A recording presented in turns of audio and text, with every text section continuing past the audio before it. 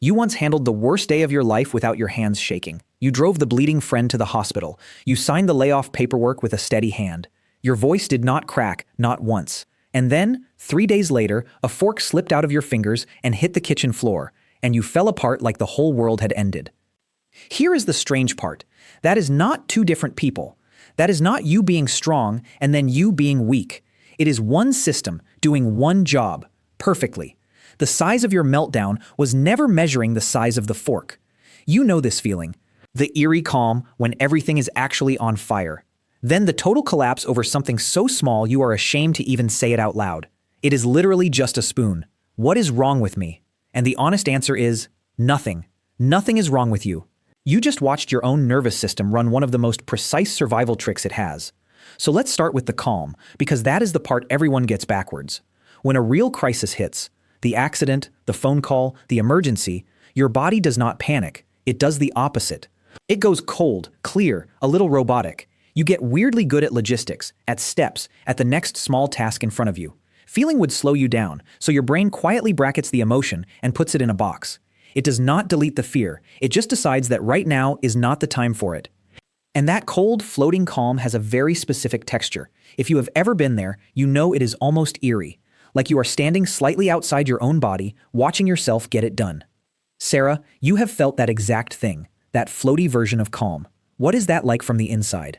Yeah, so it is honestly one of the strangest feelings there is. In the middle of the worst moment, you go quiet. Not peaceful quiet, far away quiet. You are doing everything right. Your voice is level, your hands are working, and some part of you is up near the ceiling just watching it all happen to someone who looks like you. And underneath that, your whole body is clenched. Every muscle is holding the door shut. You just cannot feel how hard you are holding it yet. That is the part that comes for you later. Right, the holding. Remember that word, because that is exactly where the whole thing turns. Because your body is not calm. Your body is working incredibly hard to look calm. Under the hood, stress hormones flood the system, adrenaline first, then cortisol, and they do two things at once. They mobilize you, and they narrow your focus down to only what keeps you alive in the next 60 seconds. Panic gets gated off, not gone, gated. The door is shut, and something is leaning against it. And this is old. This is the same machinery as fight, flight, and freeze. And the one we always skip is freeze. Not the frozen in terror kind, a functional freeze. You keep moving, you just move with the feelings switched off. Peter, you look at where this comes from. The older, colder logic underneath all of it. Why would a body be built to shut the feeling off exactly when things are at their worst? Because feeling terror at the wrong moment gets you killed. Picture the old danger, a predator inside the camp at night. If you stop to feel the full horror of that, you freeze the useless way. You hesitate, you shake, you die. So the ancient system does something ruthless instead. It slams a lid down on the emotion. It runs pure logistics. Move, lift, carry, survive. And then it posts a guard. That guard has one job. Watch the perimeter and do not lift the lid until the danger is truly gone. It is cold triage, and it is very, very good at it. A guard on the lid. Okay, so then the obvious question is, what happens when that guard finally stands down? Because holding the lid down costs something. Every hour you spend in the on position, braced, running cold, it quietly adds up. There is a name for that cumulative wear.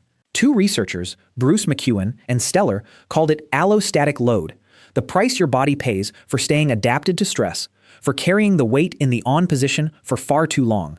And high-functioning people are secretly the best in the world at running up that bill. You look fine. You are the one who handles things. And the whole time, the load is stacking up behind a door you are still holding shut, long after the actual crisis is over. So your nervous system starts hunting for an exit. Not a big dramatic one. A cheap one. It waits, scanning, for a moment small enough that falling apart in it will cost you nothing. No one is bleeding, no one is watching, nothing depends on you in this exact second. And then, the fork hits the floor. That is not the reason you cried. That is just the permission slip. The fork was small enough to be safe. It was the first moment cheap enough for you to survive completely falling apart in. Sarah, and that release does not feel like relief in the moment, does it? It feels like an ambush. It really does. There is no warning at all. 1 second you are fine, you are unloading the dishwasher, and the next, you are on the floor crying over a dropped fork and you genuinely cannot stop. And right behind the tears, the shame floods in. This is insane. It is a fork. What is wrong with me? But nothing is wrong. Your body just finally reached a moment it trusted.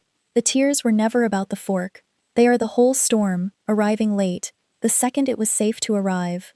Late, but arriving. That is the key. It always arrives in the end. And here is what makes it feel so absurd. The system genuinely does not care that the trigger is something ridiculous. Peter, it really does not care whether it is a fork or a coffee order, does it? Not even slightly. The guard was never told to wait for a meaningful reason. It was told to wait for a safe moment. That is the whole instruction. So when the lid finally lifts, it lifts over whatever tiny thing happened to be standing there. A spoon, a tangled headphone wire caught on a doorknob, the wrong drink. The trigger is random on purpose. The only thing that ever mattered was the timing. Sometimes the release fires the exact instant you close your own front door behind you, because that door is the body's signal that the mission is finally over. The front door as the all clear. That is such a real one. Think of a dam in a storm. It holds back the whole flood, hour after hour, taking everything the sky throws at it, not cracking, doing its job. And then the rain stops, and one extra drop, a single, harmless drop, is the one that finally cracks it.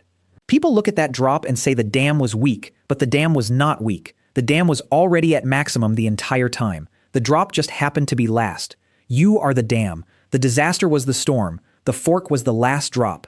And you were at maximum the whole way through. You just never let anyone see it, including yourself. So here is the thing. Your shame has been getting completely backwards.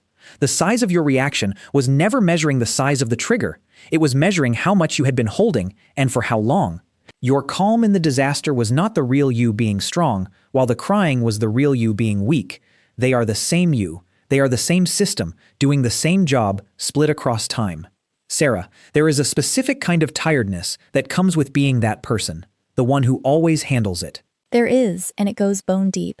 When you are always the calm one, people quietly stop checking whether you are okay, because you always look okay. So you carry more, and you hold longer, and the bill only ever comes due in private, over something stupid, where no one can see it. The crying over the fork is not you being fragile. It is the one moment you ever let yourself off duty. Off duty. Yeah, that is exactly it. So the next time a spoon hits the floor and you come apart, and that cruel little voice asks, "What is wrong with you?" you can finally answer it honestly. Nothing. Nothing is wrong with you. What you are watching is not a breakdown. It is a receipt. It is proof that you paid the emotional cost of something genuinely hard. You just paid it on a delay, in a safe moment, exactly the way your body is built to. You did not cry because you dropped the keys. You dropped the keys the moment your body finally trusted you enough to let go. Your calm was alone. The tears were just your nervous system paying it back, quietly, privately, precisely when it was finally safe. That is not a system that is broken. That is a system that kept you alive, and then waited, patiently, for the safest possible moment to let you be human again.